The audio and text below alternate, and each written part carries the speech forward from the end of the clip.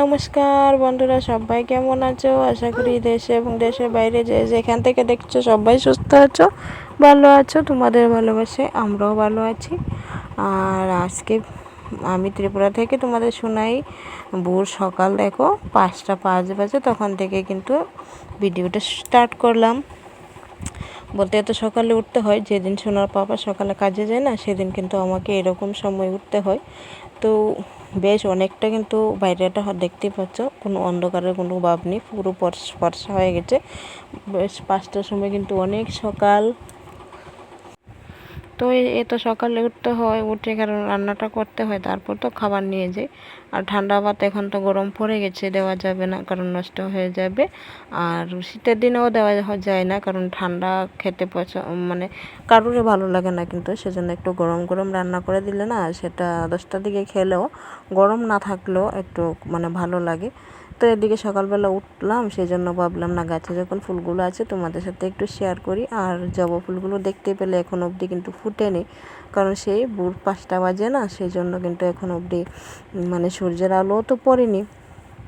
ফুটবে আর আধা ঘন্টার মধ্যে পুরো ফুলটা একদম ফুটে যাবে।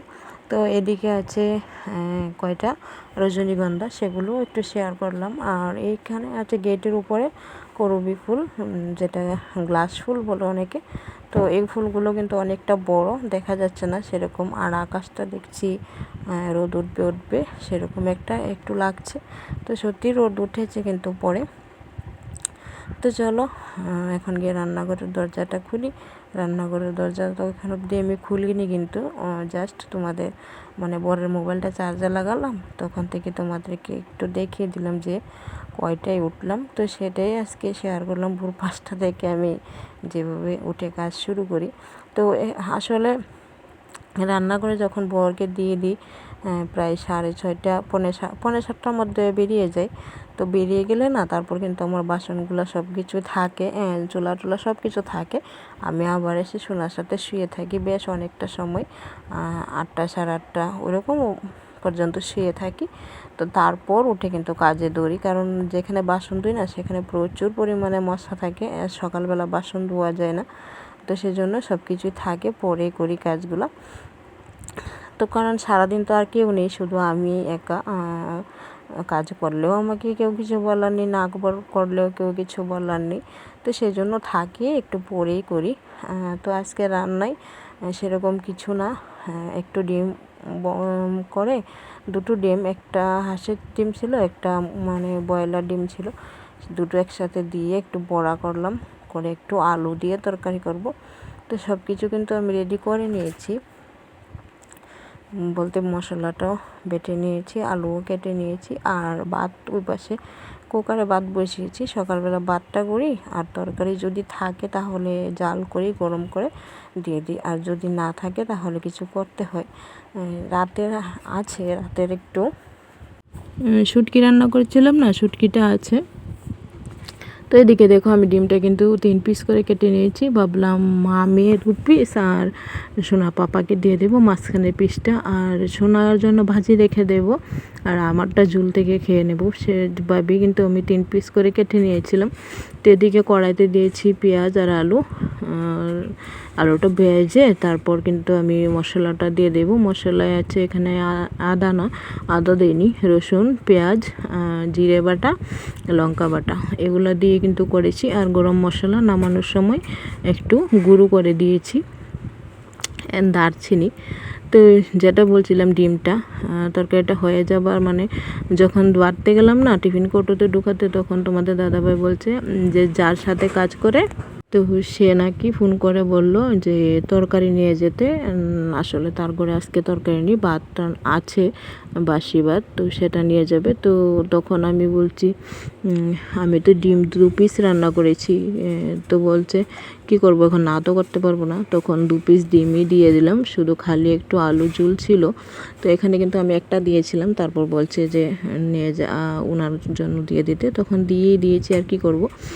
তো পরে বলেছিল আমার দেওর আর জাল আসবে, তখন ভেবেছিলাম দোকান থেকে গিয়ে আবার দোকান থেকে 2টো ডিম নিয়ে আসবো, কিন্তু আর ওরা বলছে আসবে না, তো সেজন্য আমিও আর ডিম আনলাম না।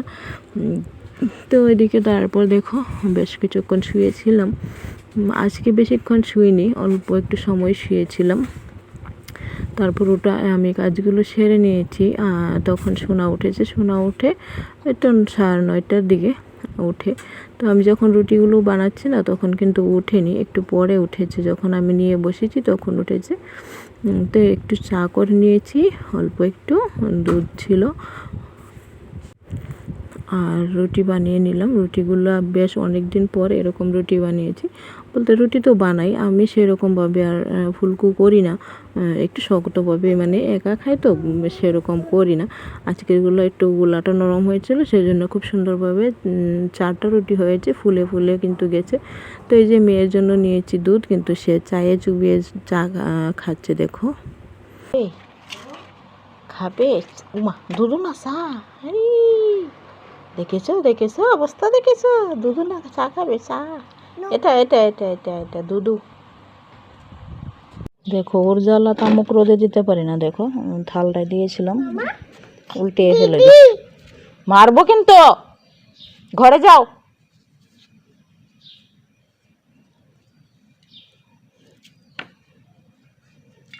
এমনিতে আমার তামুকে হয় না, দেখো কতটা তামুক ফেলে দিয়েছে।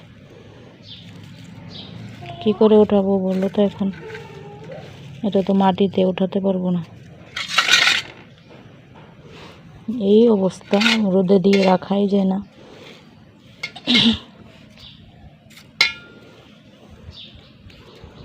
এই ওকে নিয়ে কিন্তু শুয়েছিলাম, এই মানে মুহূর্তের মধ্যে বেরিয়ে এসে ঢেলে ফেলে দিয়েছে।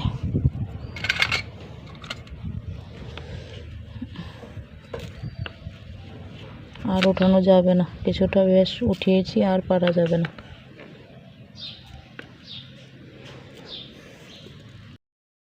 তো এদিকে সন্ধ্যার রান্নায় ছিল, সন্ধ্যা বলতে 8:30 বাজে, রান্নায় ছিল একটু শুটকি চাটনি করলাম। বেশ 2-3টে পিস দিয়ে শুটকি চাটনি করেছি, কারণ সকালে নিয়ে যাবে। আর করেছি একটু চাল কুমড়ো ছিল, শুকিয়ে যাচ্ছিলো, সেটা দিয়ে একটু ডাল।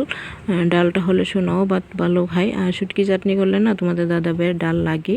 তো সেই জন্য শুটকি চাটনির ডাল করে নিলাম। আর রান্নাবান্না আজকে শেয়ার করলাম না, কারণ সবসময় তো শেয়ার করি। তো আজকে ভিডিওটা আমার এখানেই আমি শেষ করে দেব।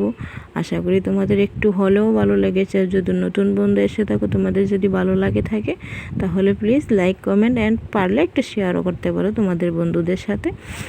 তো আর চ্যানেলটাকে সাবস্ক্রাইব করে পাশে থাকবে।